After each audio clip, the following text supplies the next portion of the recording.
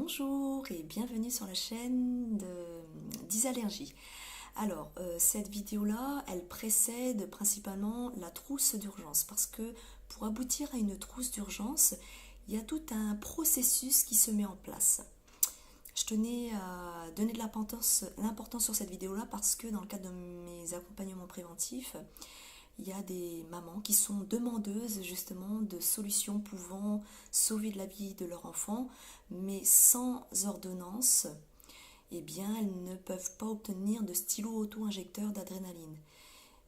Voilà, sans ordonnance, mais pour obtenir une ordonnance, il faut être face à un spécialiste qui soit sensible aux allergies alimentaires. Et pour être sensible, eh bien, il faut avoir l'information, il faut connaître, il faut savoir, ce qui aujourd'hui est aberrant parce que ces spécialistes-là, issus de, enfin, comment, de milieux, d'un milieu médical, eh bien, elles sont faibles, on va dire faiblement sensibles. Enfin, certains spécialistes sont faiblement sensibles. Enfin bref, cette vidéo, tout ça pour pas pour justement polémiquer sur cela, mais simplement pour expliquer le processus à l'aboutissement d'une trousse d'urgence, pas de secours, hein, mais d'urgence, puisqu'on est sur l'urgence vitale.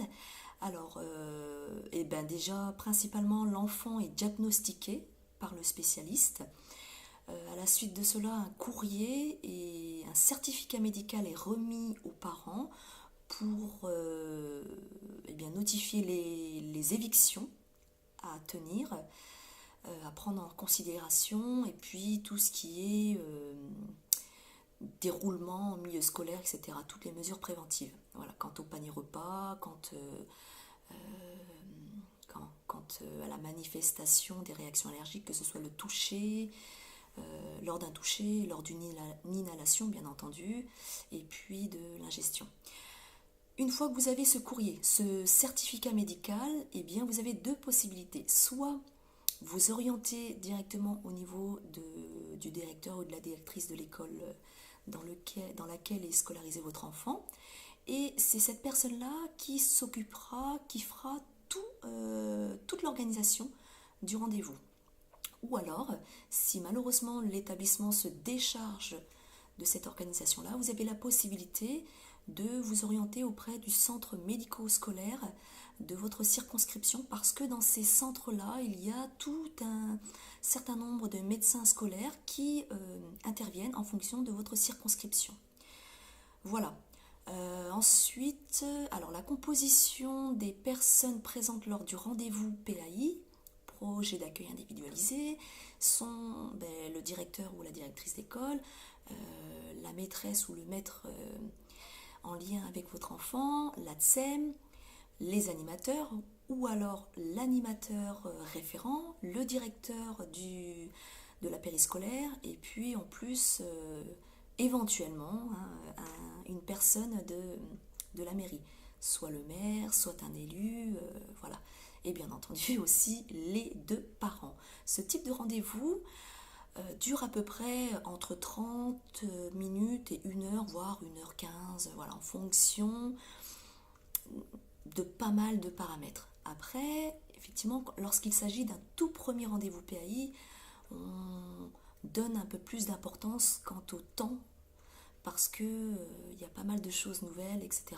Sachez également aux parents concernés que ces rendez-vous-là sont extrêmement importants, ils sont uniques, parce que le médecin scolaire démontre le geste du stylo auto-injecteur d'adrénaline sous ses 4 formes en fonction de la marque pour laquelle est concerné votre enfant. Sachez aussi qu'il est tout de même important, il ne faut pas avoir la gêne, la crainte de poser les questions, de transmettre votre ressenti à l'équipe pédagogique, tant à l'équipe pédagogique qu'au médecin scolaire, parce que plus vous démontrerez cela, plus le médecin scolaire eh bien, sensibilisera, parce qu'il sentira votre besoin, il sensibilisera l'équipe pédagogique pour que l'équipe pédagogique ait cette notion de danger quant aux allergies alimentaires et cette notion de prévention, de réelle prévention, et sache aussi ce qu'est une allergie alimentaire.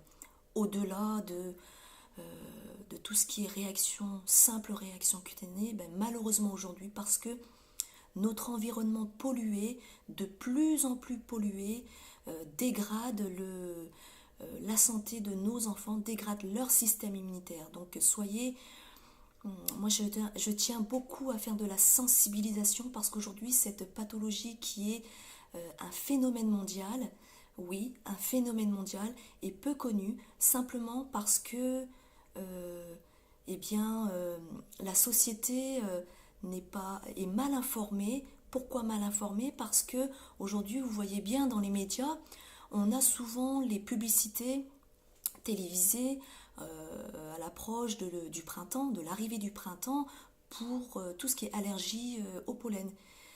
On arrive à sensibiliser la société à cette période-là pour des allergies de ce type-là. Je ne dis pas que ces allergies-là n'engagent pas le pronostic vital. Si, elles peuvent. Mais il y a aussi quelque chose de très important, c'est les tout petits enfants. Il faut également sensibiliser la société pour ce qui concerne ces allergies alimentaires parce que ces tout petits enfants qui malheureusement subissent des réactions légères, tant légères que très graves, à conséquences très graves, eh bien ces tout petits enfants-là sont dépendants de la société, des adultes. Alors plus la société, plus les adultes réagiront pour tout le monde, hein, plus la société réagira, plus on préservera au mieux ces enfants-là. Parce que ça passe déjà par là, l'éducation des adultes pour pouvoir transmettre et protéger les petits-enfants. Et bien voilà, c'était juste une mini vidéo pour tout le processus à l'aboutissement d'une trousse d'urgence. Et puis également,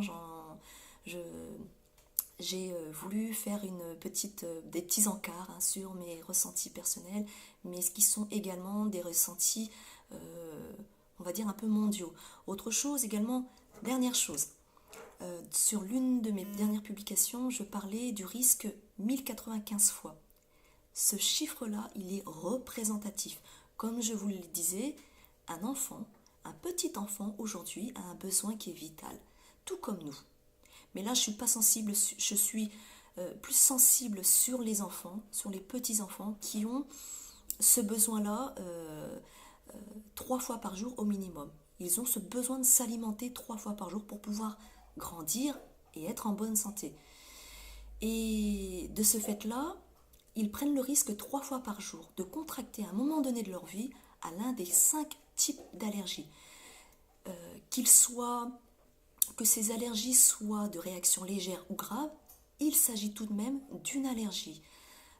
Et pourquoi 1095 fois? Parce que j'ai estimé, selon mes statistiques, que si on prend un enfant qui s'alimente 3 fois par jour, multiplié par 365 jours en 2019, eh bien, ça représente un risque s'élevant à 1095 fois de contracter une allergie. Malheureusement, c'est la réalité et je pense que la société n'a même pas réalisé ce risque-là. Moi, en tout cas, je le réalise au nom de tous ces enfants, qu'ils soient allergiques ou non, parce que à un moment donné, sur des études qui ont été faites en 2017, le recensement des personnes allergiques, alors tout confondu, que ce soit adultes, ados, préados, enfants, bébés, le risque on a estimé que une personne sur 2 serait allergique en 2050. Ça, c'est une lecture d'études que j'ai pu lire en 2017. Aujourd'hui, on est en 2019, on se rend compte de plus en plus que l'augmentation des personnes allergiques, enfin on se rend compte que les allergies sont en constante augmentation, pardon.